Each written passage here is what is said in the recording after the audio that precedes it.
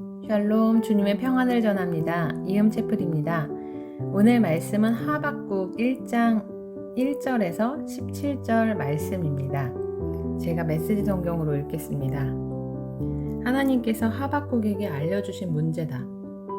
하나님, 얼마나 더 외쳐야 저를 도와주시렵니까? 사람 살려, 살인이다, 경찰 하며 얼마나 소리를 더 질러야 저를 구하러 오시렵니까? 어찌하여 날이면 날마다 악을 목격하고 고난과 맞닥뜨리게 하십니까? 혼란과 폭력이, 싸움과 다툼이 도처에서 터져 나옵니다. 법과 질서는 땅에 떨어졌고 정의는 농담거리가 되었습니다. 악인이 의인을 맥 못 추게 하고 정의를 거꾸로 뒤집습니다. 너희 주변의 사악한 민족들을 둘러보아라. 잘 살펴보아라. 충격받지 않도록 마음 단단히 먹어라. 너희가 믿기 어려워할 일이 이제 곧 일어날 것이다. 내가 너희를 벌하려 바빌론 사람들을 일으킬 것이다. 흉악하고 잔악한 바빌론 사람들, 천하를 정복하고 뭇 민족들을 좌지우지하는 바빌론, 제 멋대로가 법인 그 무시무시하고 가공할 자들 말이다. 그들의 말은 바람처럼 빠르게 뛰고 피에 줄인 늑대처럼 달려든다. 벼랑간 튀어나와 질풍노도같이 습격해온다. 그들은 썩은 고기 위를 빙빙 돌다 내려와 덮치는 독수리들 같다. 그들은 살인광이다. 살인에 미쳤다.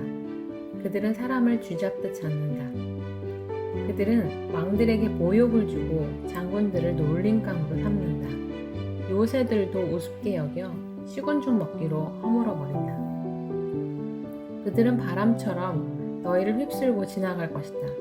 죄로 인해 뻔뻔해진 그들에게는 힘이 곧 신이다. 하나님, 주께서는 영원부터 계신 분이 아니십니까? 거룩하신 하나님, 우리가 이대로 죽는 것은 아니겠지요. 하나님, 정말 주의 심판을 수행할 도구로 바벨론 사람들을 택하셨습니까? 반석이신 하나님, 설마 그들에게 징계의 일을 맡기신 것은 아니겠지요? 아니, 진담일 리가 없습니다. 주님은 악을 묵과하시는 분이 아니십니다. 그렇다면 무슨 일이라도 하셔야 하지 않습니까? 어찌하여 침묵하고 계십니까? 극악 무도함이 판을 치고 악인들이 의인들을 집어 삼키는데도 주님은 마냥 보고만 계십니다. 사람들을 그저 바닷속 물고기떼 취급하고 계십니다. 방향도 모르고 목적지도 없이 그저 갈팡질팡 헤엄쳐 다니는 물고기들 말입니다. 그런데 악한 바빌론 사람이 와서 낚시질을 해댑니다. 사정없이 잡아들입니다. 잡을 수 있을 만큼 잡아서 바구니를 가득 채웁니다. 낚시가 잘 된 날이라고 그의 기분은 최고가 됩니다. 그는 자기 낚싯대를 찬양하며 낚시 도구들을 제단 위에 올려놓고 절을 합니다. 그는 그렇게 유쾌한 하루를 보내고는 돌아가서 밤에 실컷 먹고 즐깁니다. 이 일을 계속 허용하시렵니까? 이 바벨론 낚시꾼이 주말에 물고기를 잡듯 사람을 잡아 죽이는 상황을 계속 허용하실 생각입니까? 자, 오늘부터는 하박국을 묵상하게 됩니다.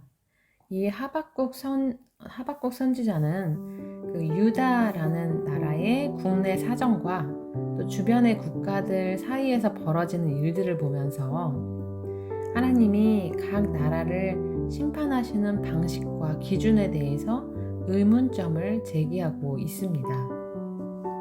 자, 우리는 어떤 문제가 있을 때 그 문제의 해답을 가지고 하나님께 이렇게 해주세요 라고 해결해 줄 것을 구하곤 합니다. 그런데 자신이 생각했던 응답과 하나님의 응답이 전혀 다를 때가 많습니다. 하박국 선지자도 구원과 평화를 구했는데 하나님의 응답은 전쟁과 심판이었습니다. 유다 백성은 하나님이 택하신 언약 백성이었거든요. 그래서 이방 민족과 구별된 백성인데 그런 유다를 이방 민족을 통해서 짓밟게 하시겠다라는 이 계획이 하박국 선지자는 이해가 가지 않았습니다. 그런데 하나님이 바벨론을 통해서 유다 민족을 벌해야 하셨던 것은 바로 그들의 죄악이 가득해서 이제는 그냥 둘 수가 없는 지경에 이르렀기 때문이었습니다. 자, 이유가 있었죠. 자, 기도는 자신의 뜻으로 하나님을 설득하는 것이 아니라 하나님의 뜻을 구하고 또 그 뜻에 자신을 굴복시키는 과정이 되어야 합니다. 마태복음 26장 39절에 나의 원대로 마시옵고 아버지의 원대로 하옵소서라고 하는 예수님의 기도를 우리는 본받아야 합니다. 하나님의 뜻에 우리가 기꺼이 굴복되는 기도를 드리는 저와 여러분 되기를 축원합니다.